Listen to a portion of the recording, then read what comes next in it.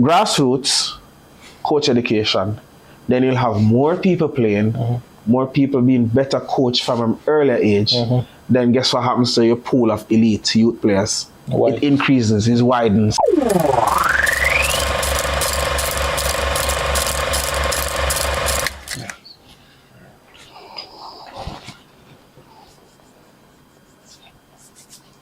Anytime ready. All right. Just to be clear, you have more than one role. What are they?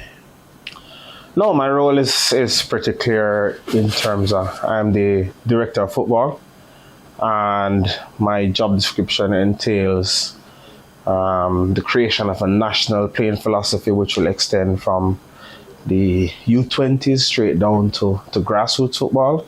And that will now allow us to develop our players in a systematical way that provides some sort of transition from across age groups, then into the national senior team. I'm also, the director of football is also in charge of the supervising and overseeing the coach education department, in charge of national grassroots development and initiatives, and also the national youth teams in terms of working closely with coaches and helping in terms of scouting, selection, providing strategic oversight. I think one of the things that's very important as well is that we understand that the director of football's job is more of a medium to long-term sight or vision, and then implementing strategies to enable the success and our realization of those long-term strategies. With all that then, as you explained it to me before, the director of football role was a natural progression for you because you're coming from coaching education, where you're also director there or something? Natural progression in terms of how I would view maybe myself in the realm. Not natural in terms of, okay, the moment you're a head of coach education means then you will transition to. So it was natural. It was where you wanted to go then? Yes. In the long term. So having spent 4.5 years in coach education, and then this opportunity coming up then, move into. Okay. So all right. So in the long term, you said. So let's go back first. Let's look at where it started for you then. I think most people would say that their love of football started young, perhaps watching some overseas league or maybe even a World Cup. For me personally, I'd say my love of football would have started really being swept up in the 2002 World Cup, that pandemonium. Yeah. I would have watched some football cursory up until about 2006-ish, when that World Cup specifically really put me into the game. And by that time, I was already playing, though, training youth football and all that. Where did it start for you? For me, I'd say it started with sports. I gravitated to sports from as early as I could remember. My earliest memories, or faint memories, would have been around about the 1994 World Cup. And I would remember iconic Roberto Baggio with, of course I wouldn't know the name then as tender age I am, but the ponytail was pretty recognizable. Yeah. And by the time we got around to the Atlanta Olympics in 1996, or even the World Championships in 97, and then of course the World Cup in 98, which Jamaica was a part of, and then being at primary school at the time, you have the newspaper editions coming out with teams that are in the World Cup and the names and that sort of thing. So I've always been overwhelmed, or there's underwhelmed, there's overwhelmed, but there's no whelmed. Yeah, but fully captivated by sports and of course the love of football. So, growing up in my community in Mile Gully, Manchester, you play cricket, you play football, and it's kind of seasonal depending on what's happening on the maybe international stage. But you're always playing sports and of course following it. And that's where that started. So where did choosing football come in then? I chose football now, maybe leading up to grade 5 or 6, when I started training and being a part of my club team, Mile Gully Football Club. And at the time, Mile Gully would have been in the Premier League. That's the only year we were in the Premier League, a community team reaching to the Premier League. And, you know, on some Sundays when you could go to some of the games, you would participate in the home games as the ball boys. And you're seeing all these figures. One player would have even been Miguel Coley, who would have come around at a youngster like that.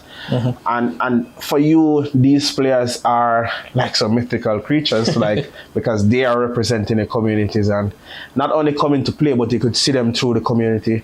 Some of them were your coaches in the junior team. Some of them were even teachers or persons you go to church and see.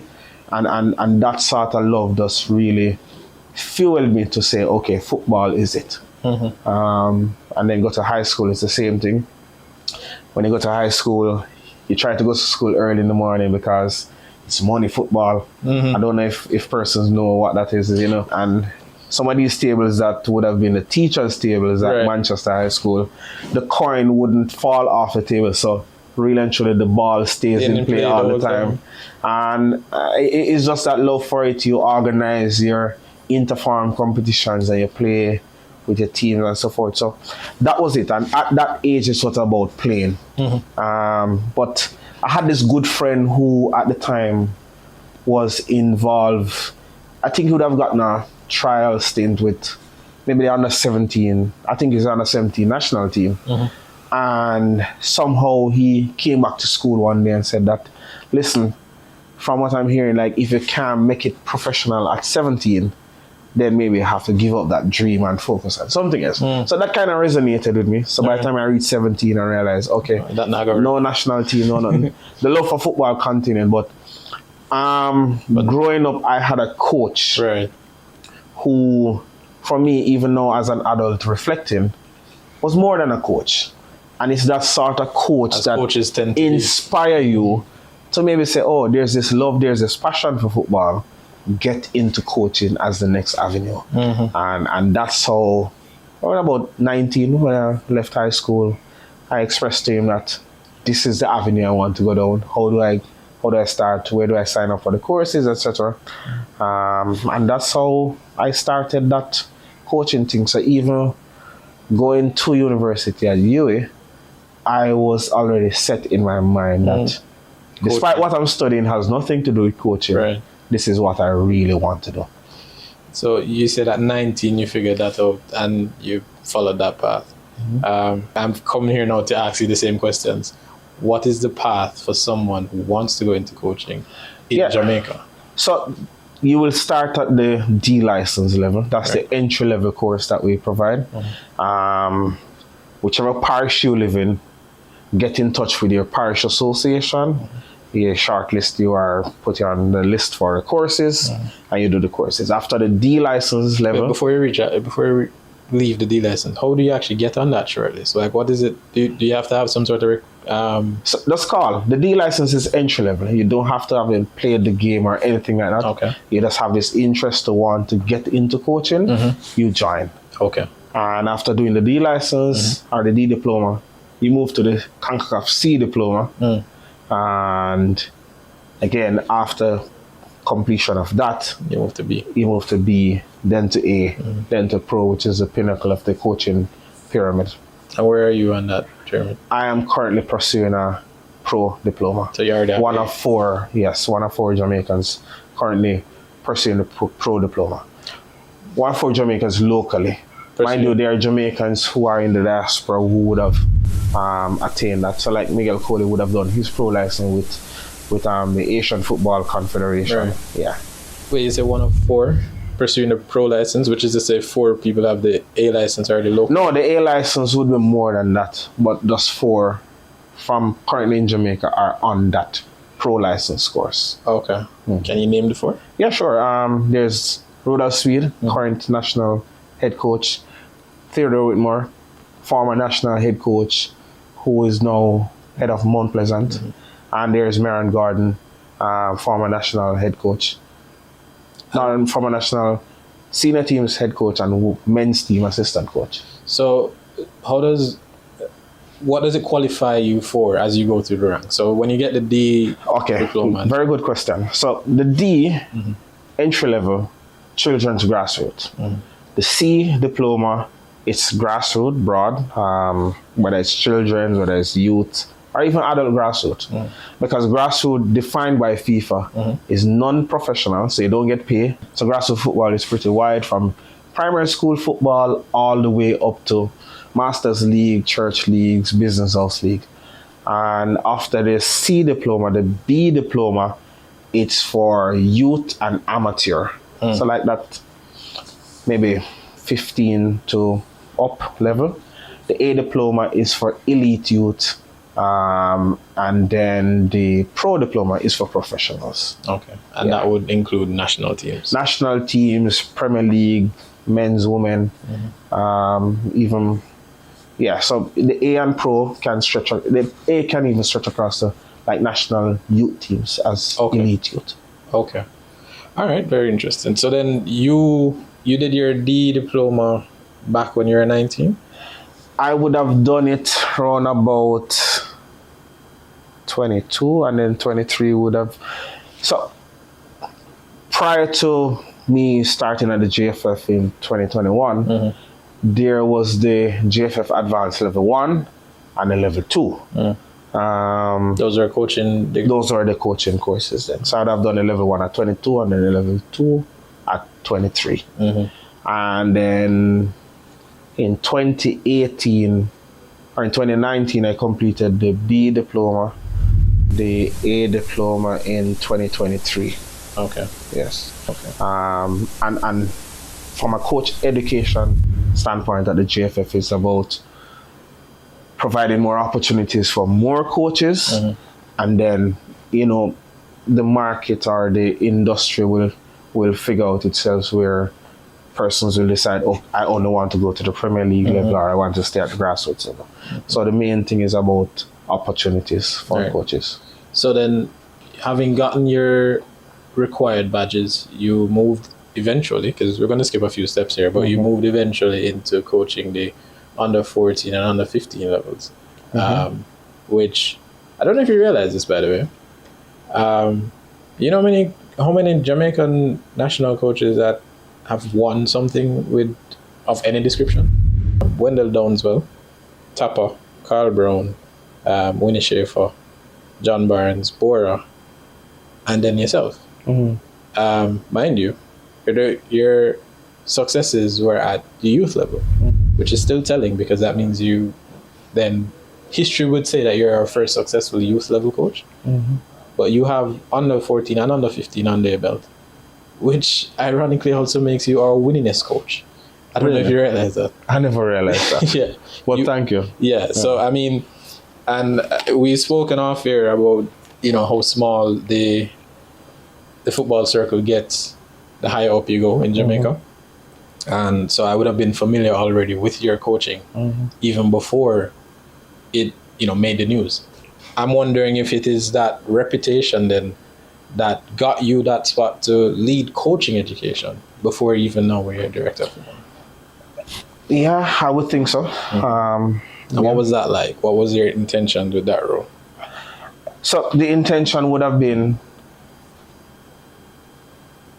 situationally analyzing where we are as a country and where we want to be in terms of, okay, we have all this talent, all this potential, but how do we refine it? How do we harness the potential? Right. The potential is now refined through coaches and providing opportunities to coaches, and then better coaches will produce better players. Right. And better coaches with curricula designed for specific age or target groups.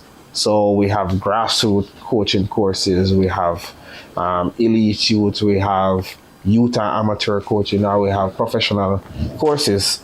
Then coaches are better prepared to go into the specific field that they are working and deliver in terms of producing better players. And, one of the things I want to do when coming to speak to you was to kind of pick your brain on some stuff, because I gather you are of a cerebral nature as it relates to football, and I am as well. One of the things you spoke about 98 earlier, one of the things that we should have learned in 98 was infrastructure needed to be developed, because as you mentioned, we have the talent. We certainly have the potential. And at that time we had the talent. We needed direction. We'll come to that, because that's literally your job now. But one thing that, because some time ago I did a piece where I was analyzing Belgium, because in 98, Belgium, like us, qualified for the World Cup, but then got knocked out in the group stages. And then in 2000, I think this was 18, they were the number one team in the world. Whereas we have never been back to the World Cup. That's for 20 years. You know? And so looking at that, I said, well, what have we done versus what they did? And why are we so far away from it, whereas they are now at the pinnacle? They did a number of things. Some of them actually fall under your jurisdiction now in a director role, which again we'll come to. But one of the things that they did, in addition to the football being better or working on the football, was working on coaches. Yeah. And I think that is something that has been grossly overlooked. I mean, the fact that only 4, and these are stalwarts in the game at this point, yourself obviously being the youngest among them, but 4 people alone are at the level that you are at. But they're not to interject here. Yeah. There's always a starting point. Yes. Like as humans, sometimes you'll be doing some things over and over. And there's just some point that comes that, okay, like your Saul on the road to Damascus, epiphany, or you come to the realization that there needs to be change. We have recognized that, and it's part of a process. So yes, so if you count as head of coach education, 2021, when I came in, we had only 19 B license coaches. And as I said, the level 1, level 2 would translate to roughly like a mixture, a little bit of the C, more so the D. We have most of our persons there. And at the end of 2025, okay, we have 4 persons on a pro license course. But we have over 30 persons now with an A license compared to none in 2021. So that's 4 years, over 30.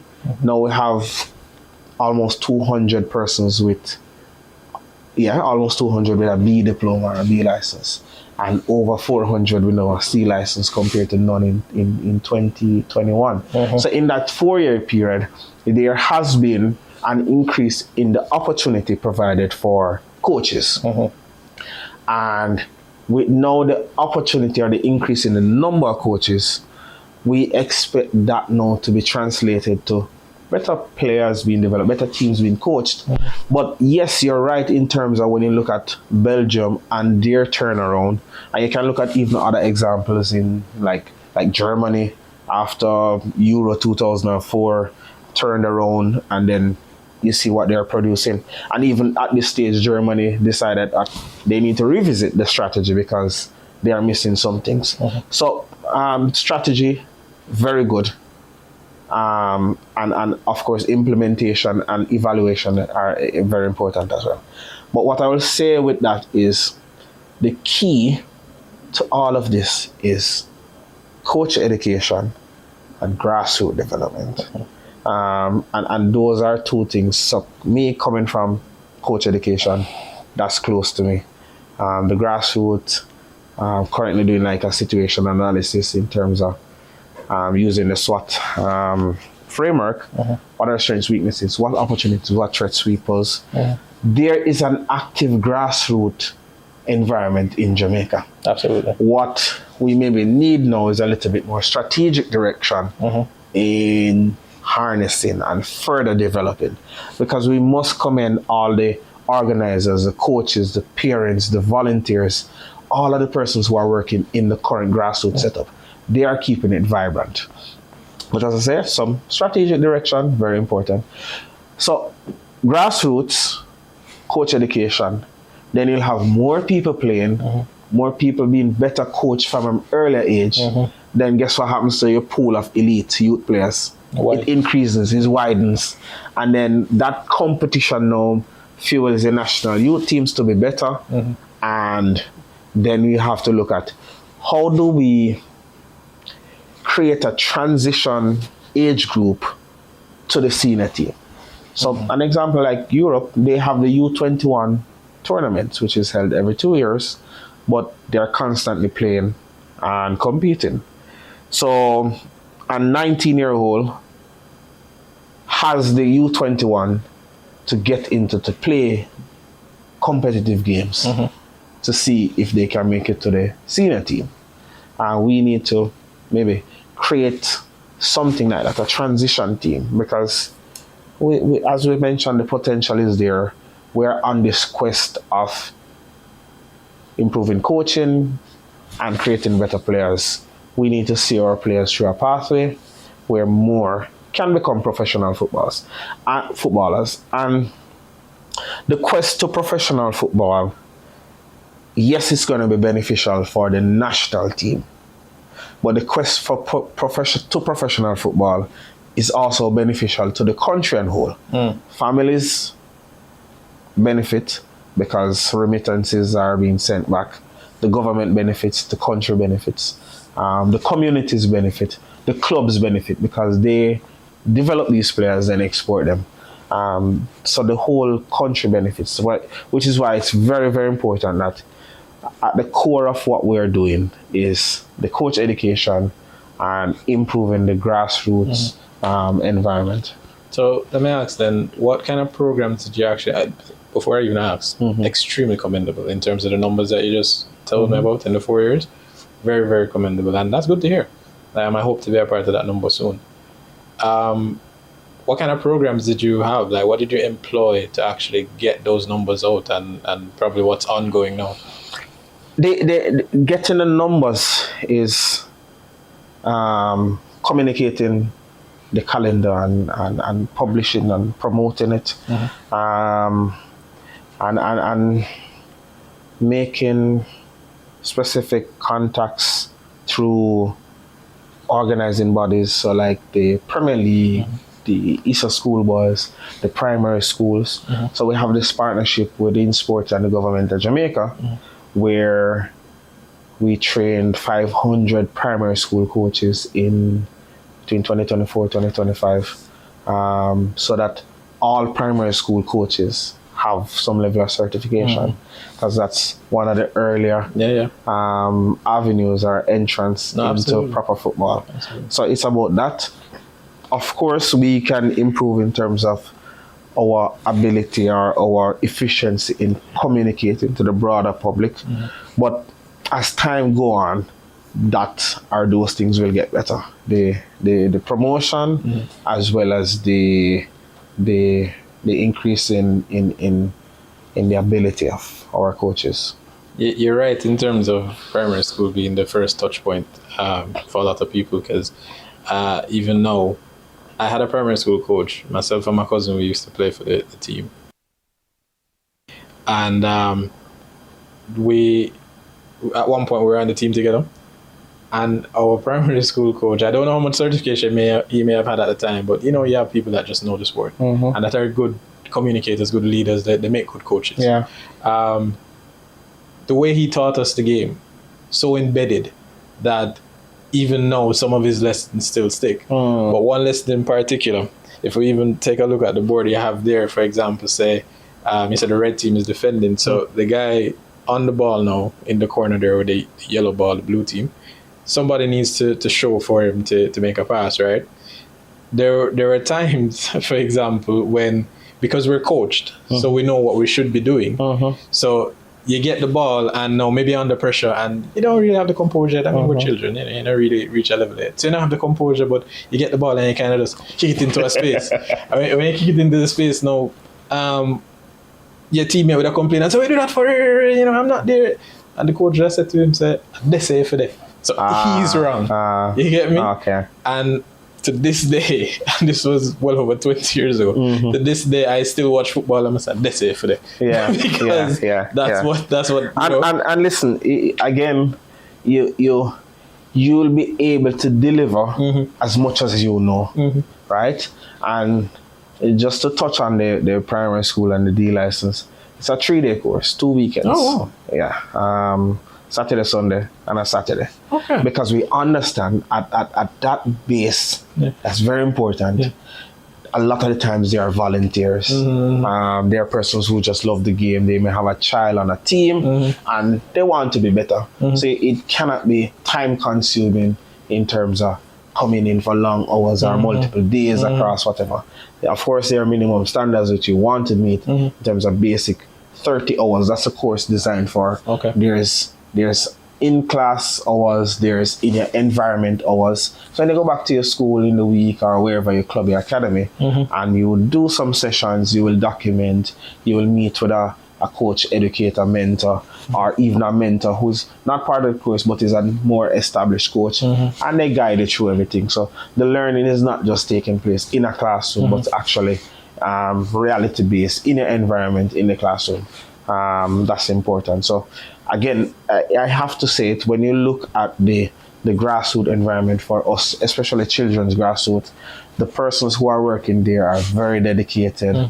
They are really passionate about the development of players, not just technically, tactically, but also in terms of a human standpoint. They are putting the child at the center of the development, which is really commendable. Because, listen, according to FIFA, is 99.98% of persons who play the game, they are non-professionals. 99.98. So that pool of professional players, 0.02% in terms of when FIFA do their global analysis of who the persons are playing the game. So what we have to do as coaches, especially at the grassroots level, is prepare our children for life using football. Right. Some will move on to be elite youth and professional players, very few, but the majority will be fathers, husbands, wives, mothers, regular citizens in our society. Yes. And what sort of values are we imparting and having them living life? No, absolutely, because the training that I would have received as a player at a younger age has shaped my mindset for life, where it's just, you overcome challenges. Yeah. It's not about being stuck by them. It's just work a little harder, maybe work a little smarter. Yeah. Find a different strategy if necessary, but it's just constant movement. So I get that completely. Obviously, they're all connected in terms of the different things that need to be done to move a country forward in terms of football. You now sit at the top of that, more or less. Obviously, technical director, the JFF president, and perhaps other board members might supersede you in certain decisions, but you have been given the specific task of direction, right? What kind of, and again, you mentioned before, it's your ambition. What kind of thoughts then? Because, if you ask me what would I want to do right now, having never coached, having never been in administration, I could give you ideas of things I would want to do had I been sitting in the seat. Tell me more. We'll have some time. Right. Tell me, what would you want to do? There's one specific thing, right? And this goes back to the same analysis I've done of Belgium. One of the things that they did was, and it seems simple, they created a lot of football fields, right? They just created a lot of football fields, and it goes back to something we just talked about in terms of early touch points, just to get involved in the game. So they created a number of football fields. What they did was actually created academies. I think obviously we wouldn't necessarily have the resources for that, but I think what we could do is create more, for lack of better words, standardized football pitches for communities. Because as we already mentioned, grassroots football is big in Jamaica. It's huge. If we created, for something in my mind, what I've called it are community stadiums, right? Not akin necessarily. Community stadiums are just fields. That's just what I call it. Okay. That's what I call it, because what you're creating is not just the field itself, but you want to also create an atmosphere. So So, for example, Harborview that would be the high point of what I'm talking about. But what I actually think we could do, you create the field, you also make some little stands around it. You actually make it into a space this is where football is played in the community, right? Matching up with that, you have something you just mentioned as well in terms of a strategy for how grassroots football actually progresses. So there'd be structured competition that would happen around that. There'd be people that are maintaining that. Of course, this creates jobs as well. There'd be people that maintain the field, that would actually be in charge of organizing the competition itself. There'll actually have to be a team. The team itself may even get some sponsors. Again, this is, it's an ecosystem that gets created. That's the early touch point. One of the things they did too was they chose for their youth teams I think they abandoned the league system where they weren't playing to win anymore. They were just playing to get familiar with the game, to develop their technical. And there are pros and cons. Of course. And this was up to a level as well, to clarify. So it wasn't like right the way up to under 17, there's no winning. It's, I think, very young. Because, they start. Do you think both are mutually exclusive though? Like the drive to develop plus win or be competitive. The drive to develop plus also being competitive. I don't think they're mutually exclusive. Yeah, when you think about the Jamaican culture and everything, we want to win. Yeah. And you don't want to suppress that and it's not just that. It matters. It matters. Because it does identify the talents. It identifies who. What we are both communicating is we're against the winning at all costs. No, absolutely. And we're against I will burn an athlete, a footballer. I will burn them now just to get what I want, which is a cup or anything. It's about the holistic development. Yes. So we use one framework, the 4-corner model, where it's the technical, the tactical, the physical, plus also the psychosocial part of the player that we have to concentrate on. And every training session you go, then it fluctuates as to what percentage of each corner is being developed at that training session. And even over a longer period of time, this is more at even a youth level. So you find this if you enter the B diploma courses or B license courses where it's individual development plans now for players. Well, yes, you have a team of players in front of you, but there's a respective IDP, individual development plan for each player because they are thinking long term about the development of that person as just to, I need you now to win. Yeah. There's a thing that they had done as well in Belgium, and I keep bringing it up because I just did a really deep dive on that. Yeah. One of the things they did too was every single team, again up to a certain age, played one formation. There's a thing in motorsport, specifically F1. I'm sure it's in other motorsports as well, but specifically F1. I think at the F4 level, because one is actually representative of the level.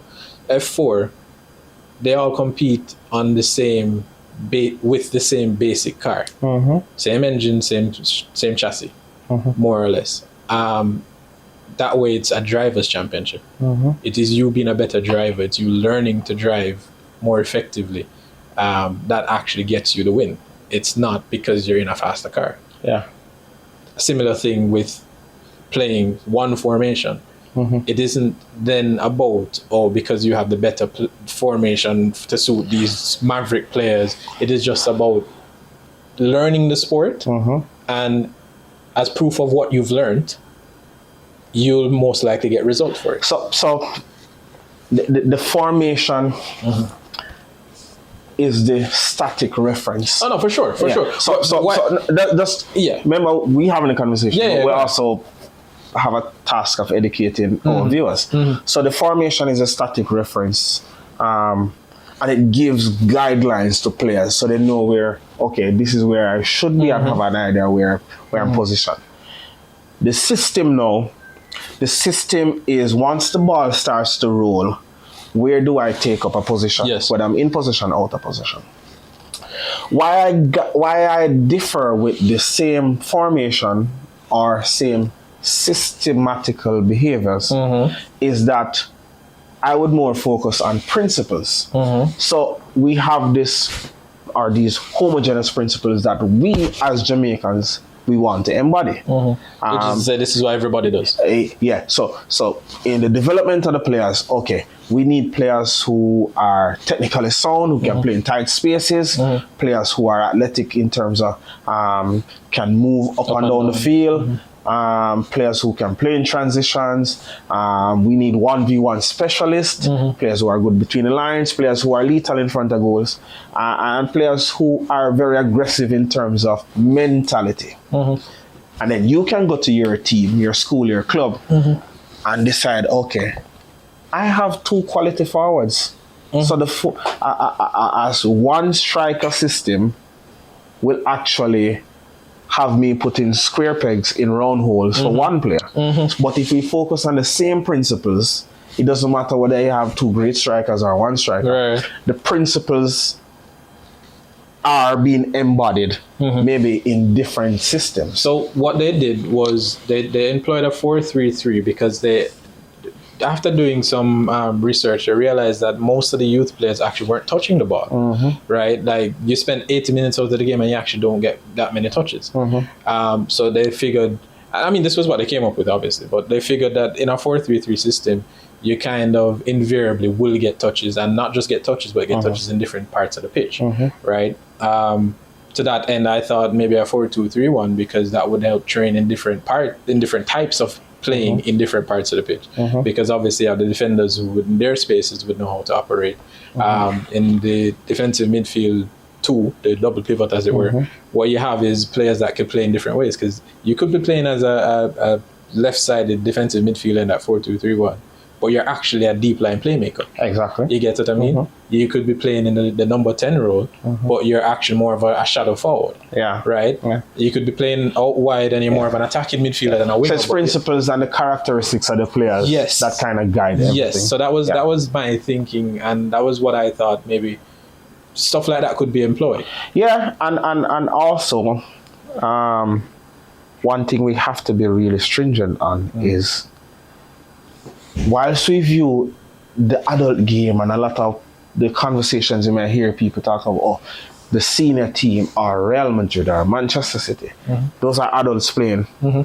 Now, how do we re-engineer that football for kids? It's smaller side, smaller pitches, less numbers, and because what a lot of people don't realize is that when you talk about the direction of football on a national level, anyway, you're really not talking about the senior players. No, because they're already senior players. They are already senior players. You're talking about the generation to come. Yeah, EU14s, 15s. That conveyor belt. Yeah. So what's the biggest adjustment for you moving from coaching to this role?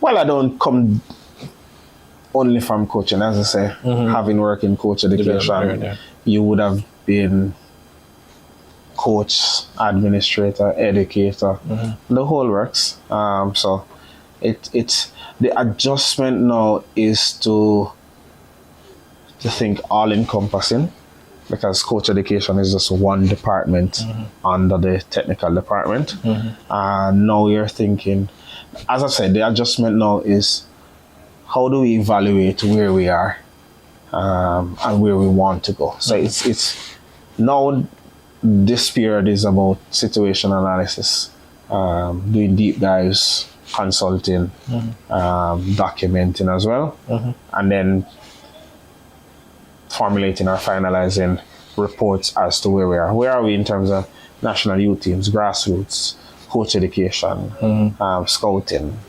all of those things. Okay. Women's football, yes, which is a separate entity as listed by FIFA. It's still football, but we have to pay more attention to that part of it, women's, girls playing football. Okay. Yeah. Does your role encompass the women's team as well? Women's football. They fall under national youth teams. Yeah. And they fall under national youth teams. Okay. Is there what's are your early impressions of the role so far since being in?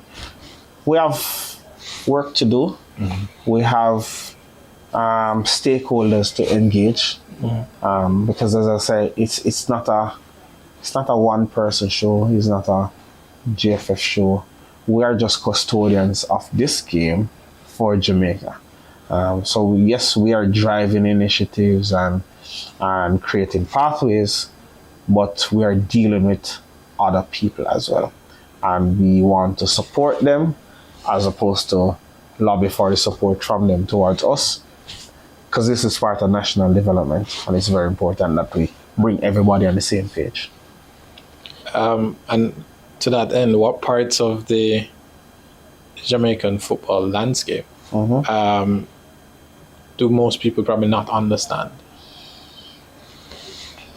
It's hard to speak for them. Maybe I should ask you, what part of the landscape in terms of Jamaican football do most people not understand? Good question. Yeah. I think We could switch seats. Yeah. I think what most people probably wouldn't understand is the long-term planning, for sure. Yes. Yeah, because and understandably so. You've paid whatever you paid to come watch the national team play a game that you probably heard about 2 weeks ago. Yeah. You weren't thinking about the team 2 weeks ago, and you probably won't think about the team 2 weeks later. You just came to watch a game, and you're pleased or displeased with what you see. You hear about a result. You didn't even know that under 15s are playing competition. You just hear them win a game. Oh, great. Then you hear them lose. That with them now. Yeah. You know. So I think probably too that could be an identifying area for you in terms of communication. Yeah. So stakeholder engagement. How do we communicate? Yeah. And the as I mentioned at the start, the role is more medium to long term. Yes, we have things that are. How long is medium to long term? I said 5 to 10 years. If you think in those cycles, then And that's medium or that's long term? that's medium. Medium. Long term would be, say, 10 years, up to 10 years. And just juxtapose that to the education system, where you enter high school at grade 7, and it's a preparation stage up to till you do your C6, till you do your capes. But it's like, that's how you're thinking 5 years when I graduate or 7 years when I graduate. Right. What position will I put myself in to be successful? Right. And that's how we have to think with our youth team. So maybe the next batch of U15, not the immediate batch, but how are we thinking for the batch of U15s that will be born, that would have been born 2015. They are 11-year-old now or something like that. But how are we thinking about them? Which is why I mentioned 2 things super important to this development is the coach education and the grassroots environment. Get our boys and girls playing more football in a more structured environment with a highly qualified, competent and work and skilled coach. And then you'll have more of those players being created for the long term. You mentioned something in passing while you're making your point, but how much does outside forces influence the decisions that are made in this, not this office, but in the organization as it relates to direction of football? What I mean is, because you said the point you were making was just the parallels between as a student, the time period. But how much actually, for example, do you have to consider what's happening with the education ministry, with the finance ministry, with tourism? Like, how much do you actually have to focus on or take in the outside world in these decisions? I've never considered with that. The direction I'm looking in is, how do we engage stakeholders who can be real partners with us? So the Ministry of Education partners with us with the FIFA for Schools project and the CONCACAF grassroots project in terms of primary school football being more accessible in those schools. So that's stakeholder engagement. Mentioned in sports with the primary school competition. We have other supporting partners like Ray Nephew, who is interested in the whole spectrum, the whole continuum of football, grassroots, education, professional development, or even the professional game. GMMB, John Duncan Foundation, and I'm speaking with my experience from the coach education, where they are interested in long-term development of people, not as players, but just as people. Whether it's as coaches or players, how do we become better humans? And that contributes to a much better environment. As young people, we try to think, okay, what Jamaica do we want to live in the next 10 years, in the next 20 years? So as we are here now, our duty is to think about that vision and also know action strategies that will help us to meet that objective. So 20 years from now, hopefully we're still here, or whether or not we're here, we would have done our part in contributing to that vision. And that for me, so stakeholder engagement, it's really important, not so much looking at our terming or categorizing it as outside forces, but there are a lot of entities outside that we have to engage in, that we need to engage in, that we need to meet and walk together rather than force our forces. It's more partnerships. So is there in Jamaica, we had for many years the Vision 30. Is there a Vision 50 for JFF or for football in Jamaica? There will be soon. There will be soon. Yeah. Well, that's good to know. Yeah. So that means, as I mentioned to you, one of the key things from my role is that national philosophy that guides how we play and how we coach.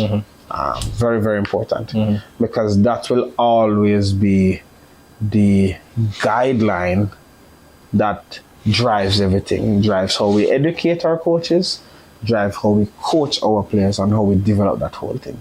So when you look at if we should change the color of the shirts that we're playing, people would say, oh, that looks like a Jamaican team, because we want to embody these things in addition to complementing these principles, in addition to what we're naturally disposed with.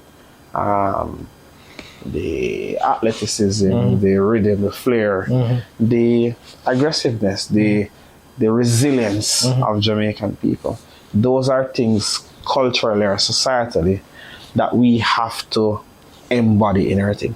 One of the things I don't like is you will find people mentioning that, oh, the Jamaican player is indisciplined, the Jamaican player is this. If we create environments that focuses on, as I mentioned, the four corner, and even target one corner of it, the psychosocial, then we will start to create more players who are very disciplined, who are very intuitive, who are forward thinkers, who are intelligent players. So it's just for us to improve the environment that you coaching at your school or your club are also the full environment that we are custodians of. That's the whole thing. Okay, here's one now. This is more of a personal perspective thing. When you look at a young Jamaican player, what do you think matters most for them long term? Enjoyment of the game. Enjoyment of the game. Passion is what fuels us. Yeah, absolutely. And if a young Jamaican player figures that he or she has lost their passion to play, then long term, they won't be a player. Yeah. They won't be a better person. As I remember, I read something, or maybe I watched it. Some former player was asked, how did they know like they were going to retire, or like it was time for them to retire? And what they said is training became a chore. Because they found themselves not enjoying having to wake up to go to training anymore, or even the training itself. And they said that, and I said immediately, like the same way you said one sentence or one word actually, and I knew what you meant. When they said that, I knew exactly what they meant, because I've never actually gone to training and felt like I can't be bothered. You know, I'm not like typically late for things. I'm not that type of person generally, when it matters anyway. But I'm always the earliest when I have training. If training is at 2:00, I've been ready since 12. You know what I mean? I might, if I'm proper not Jamaican, physically there. Jamaicans always on time. If I'm not physically there, I'm just lying in wait, just to get there. But no, I understand, and you're right. The minute you lose the love for, because as we both mentioned, we have foundations in playing. But didn't go that route specifically, but we stayed close because the love never died. I think about it, how many young were focusing on the children now. Think about how many of them started playing just for the love of it. They love the game, they love the game, they love the game. And think about maybe finding out why they would stop playing. And a lot of times you'll hear they no longer like the game, they no longer enjoy it. So we have to keep as many of them involved as long as possible. As many as possible, as long as possible. What feels the most important for you to get right early?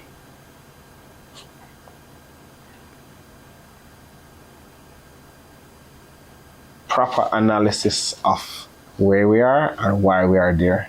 I'd agree with you as well. Yeah.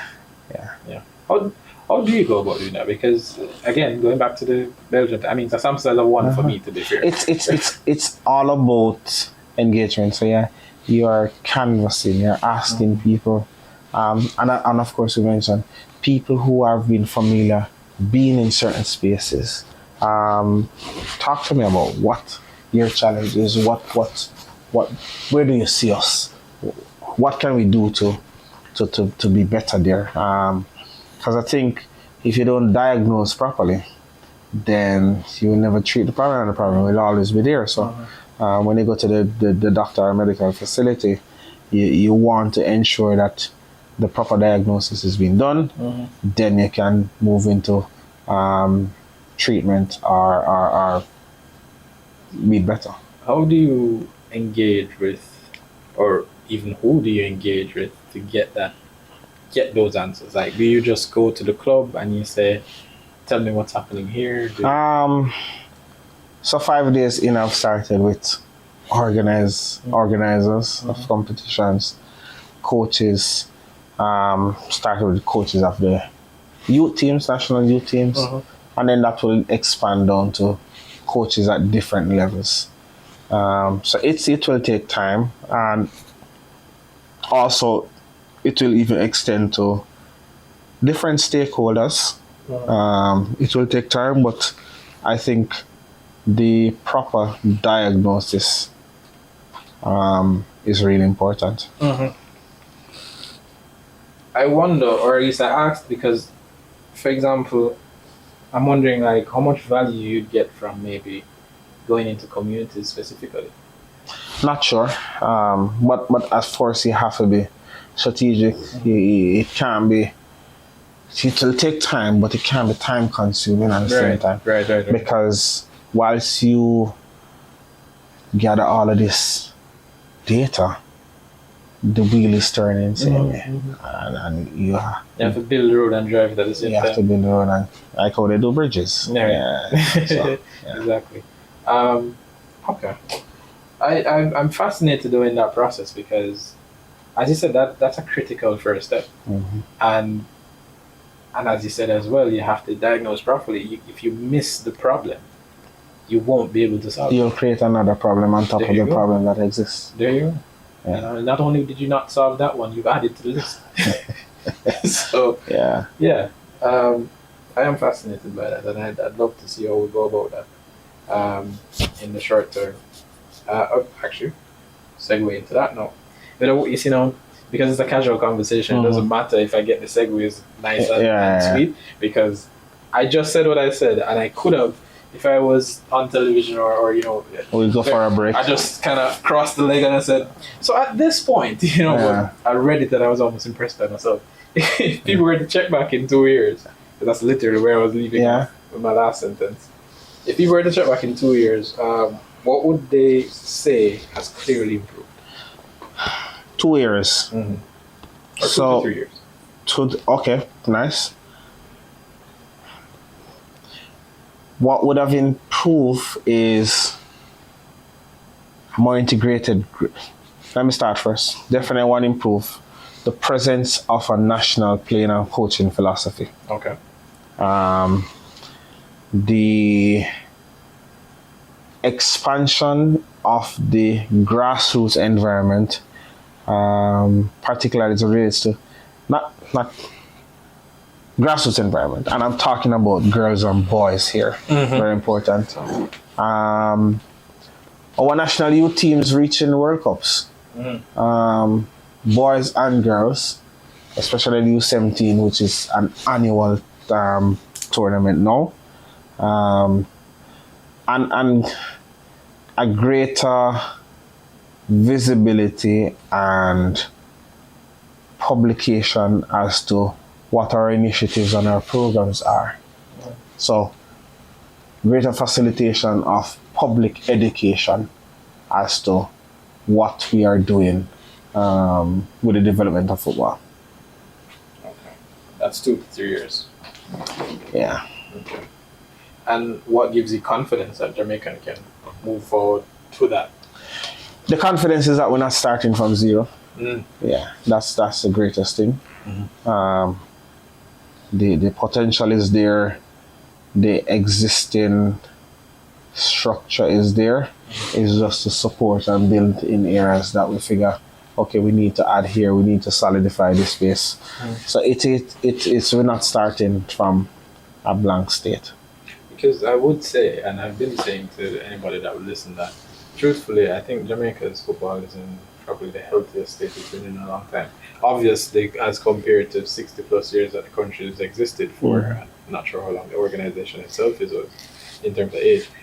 I don't compare in terms of my lifespan, but certainly in my life, I think this is one of the healthiest it's been in a long time, for sure. And that is commendable on everyone's part. But then when you see things like, even yourself as a forward-thinking younger person, which is certainly relative to who normally gets these sort of positions, getting into these sorts of positions, coming in with these ideas, with the involvement that we see from outside stakeholders and just sponsors, just people being invested and interested, it's definitely in a good position. Like you said, we're not starting from zero. And the question now becomes like, what else needs to happen? Like, what does it take then to actually get to that level? Like, and what even is that level defined by? Like, I think it's after the evaluation, which we're in.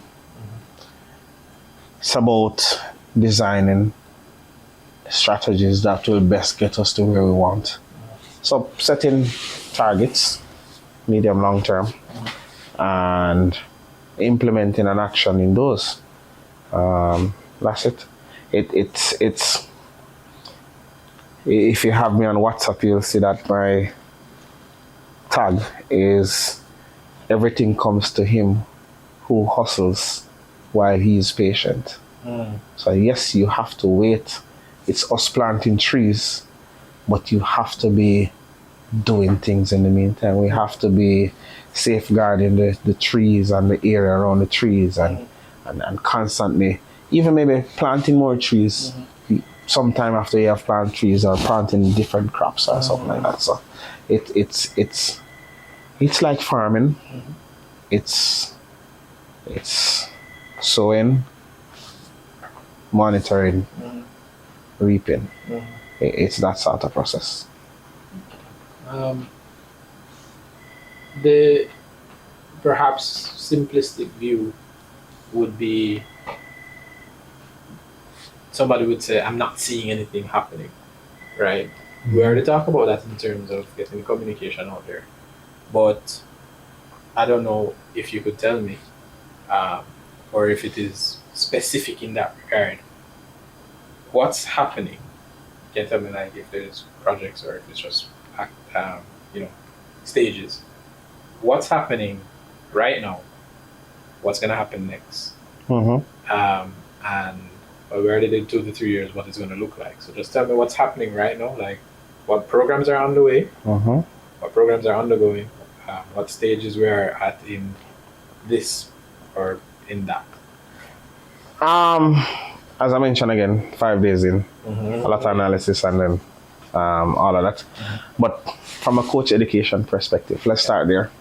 There's a calendar of courses. You can go on the JFF website, click other resources, and then you'll see the drop down for the 2026 courses.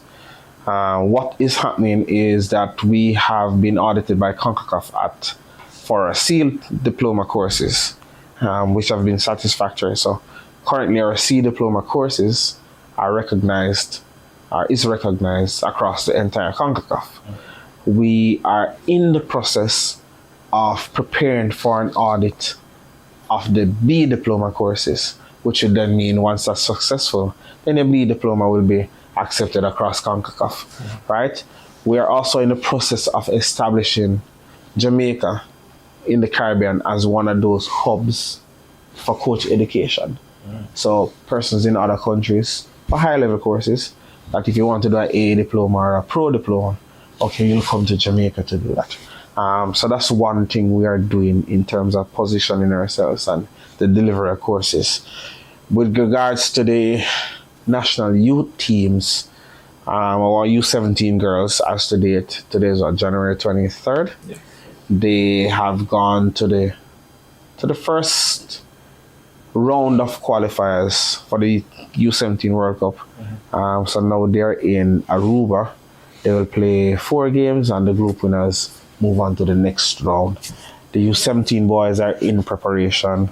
The U20 boys are in preparation as well. Of course, what persons will see is the senior men's team who have the playoffs in March against New Caledonia, and once successful, we play DR Congo and qualify for the World Cup through the hard route. Typical Jamaicans we are. So what? And then now the women's senior team, they play in this prelim round of qualifiers. They have a game in March as well, late March against Nicaragua. And this is one of 4 games that they will play to qualify for the final round of qualifiers to make it 3 in a row. Women's World Cup 2019, 2023, and 2027. That's the quest the women are on. So they played Dominica recently. They're gonna play Nicaragua now, and then they have Guyana and Antigua as those teams following up. And then the final round of qualifiers will be in November to qualify for 3 in a row, an historic feat by our women. So there's also, as I mentioned, the talent development scheme project that's taking place, and one of the things we have mentioned is how do we go about expanding to a second site to capture more of Jamaica's bright young players at that level. So from a technical department standpoint, those are the things that are going well. And of course, we see a lot of things that we can do much better, and that's going to be a big drive as well. So it's really that point we are at now. And of course, there's a lot of work, but also we know there's a lot of stakeholders out there ready to support, ready to help us drive this forward, because football is a universal game. People love football. And we really want to make our country proud.